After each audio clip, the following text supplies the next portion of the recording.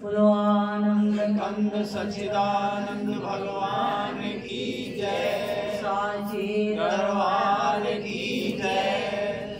बोलो हरि ओम हरि ओम हरि ओम हरि ओम हरि ओम। हरि ओम। बोलो साचे दरबार की जय।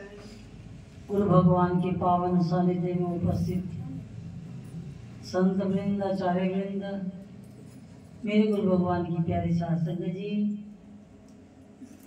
जीवन में अपने सुख आनंद लक्ष्य की प्राप्ति में सहायक सत्संग की भावना, सत्संग के विचार से ओतप्रोत आप यहाँ आए हैं।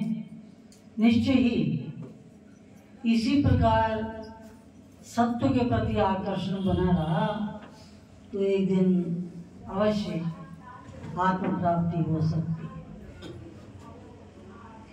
लेकिन प्रारंभ में आचार्य जी ने बड़ी सुंदर बात कही कि हम सब हैं तो ब्रह्म रूप सद चिद और आनंद, लेकिन मल विक्षेप और आवरण, मल और विक्षेप के आवरण से जीव को, मल का अर्थ होता है जो सत्य है वो असत्य भास रहा है, जो असत्य है वो सत्य भास रहा है ना। अब कहते हैं कि संसार असत्य है, लेकिन सच्चा लग रहा है, किसको गलत लग रहा है? संसार में रहने वाले संसार को कभी भी झूठा या गलत नहीं मानते, वाणी से थोड़ा कह देते। मैंने पहले ही कहा सत्संग में आते हो और कोई साधन नहीं आता मत करो, लेकिन 2 घंटे के लिए मोबाइल बंद कर दिया करो। एक रोग है ना। हमारे आचार्य जी कहते थे त्रिताप तो व्यापे हुए हैं, दैहिक दैविक भौतिक, ये चौथा ताप व्याप गया है। इसके सामने इंसान बेबस हो गया है, थोड़ी देर के लिए भी संसार के कार्यों को नहीं छोड़ सकता। ये मल की स्थिति है, इसलिए सत्य असत्य भास रहा है, असत्य सत्य भास रहा है। परिणाम क्या है? मन विक्षिप्त अवस्था को प्राप्त है। हर समय मन विक्षिप्त रहता है। यहाँ जो बोला जा रहा है मन यहाँ नहीं है, मन कहीं विक्षिप्त अवस्था से और ही पहुंचा हुआ है। ये विक्षिप्त अवस्था क्यों है? क्योंकि भी मन को इस सत्य से जोड़ने के लिए बात की जा रही है, वो आकर्षण नहीं बना। इसलिए आवरण, सत्य का दर्शन, आत्मदर्शन, आत्मचिंतन की जो बातें अभी तक आप सुन रहे थे, वो भाई उस पर्दे में छुप चुका है।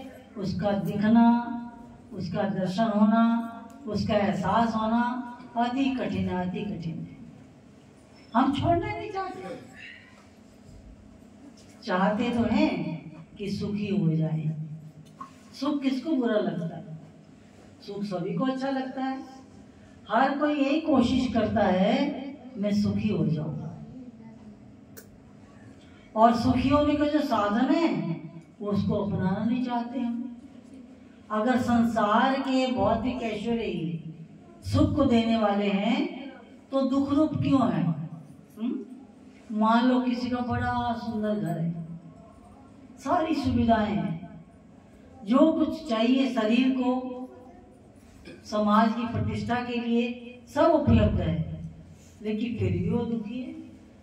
क्यों? क्योंकि दुख की जो स्थिति है वो अंतःकरण की स्थिति है। मन को अभी एहसास ही नहीं हुआ कि सुख क्या है। भौतिक चीजों में सुख नहीं है।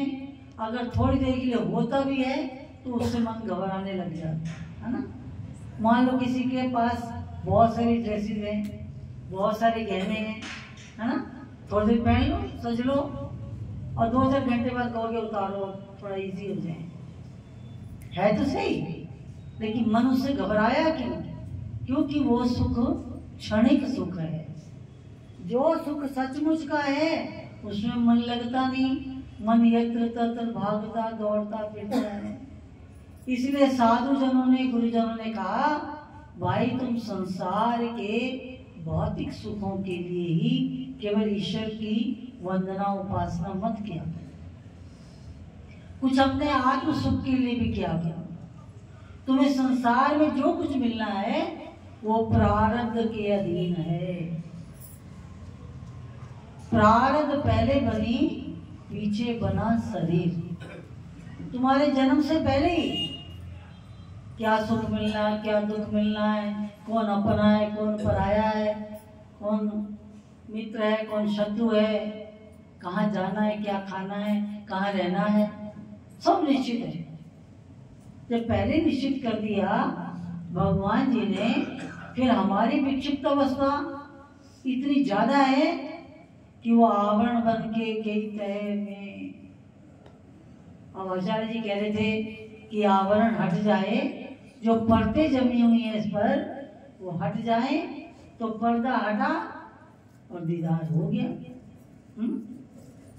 वो पर्दा बड़ा कठोर हो गया है और कई जन्मों के संस्कारों के कारण उसको संस्कारित करना भी पड़े तो बड़ा कठिन है।